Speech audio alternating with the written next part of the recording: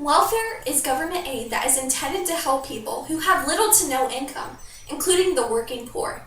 It is aimed primarily at families with children, older individuals, and those who are disabled.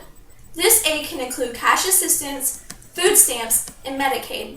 In some states, welfare might also take the form of vouchers, credit, or even grants. To be eligible for welfare in the United States, a person must apply, provide proof of financial need, and meet certain federal and state requirements. He or she typically must be a legal citizen or resident, have a social security number, and must be seeking employment, training, and education, and meeting a certain family obligation. That might also be required. That means you need to be volunteering, working a part-time job, working full-time. You just need to be contributing somehow. Unfortunately, this doesn't always happen. Today, many people take advantage of welfare, meaning there are so many people using drugs while on welfare. Do you think it is fair to have part of your paycheck go to someone who is capable of working full-time, but rather do drugs instead? Well, I don't think so. 13 states, not including ours, require drug testing to be done to be eligible for welfare. But for some reason, this law has not been passed in the state of Ohio. I find this law to be very important, and I don't understand why we haven't passed it, because will not only save us money, but it will kick out people who are taking advantage of the government. Today, there are a total of 11,400,000 people who are on welfare. There are more people on welfare than there are full-time workers in the U.S.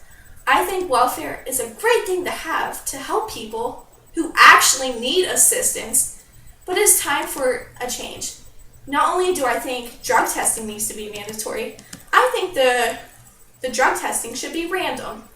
Because if a drug addict knows they need to take a drug test, they could just clean up for that short amount of time and still be eligible for welfare, which is not fair.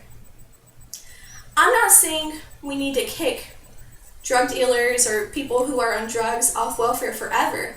I'm saying that if they want to clean themselves up and go to meetings and show the government that they're making progress, then we can put it on them again.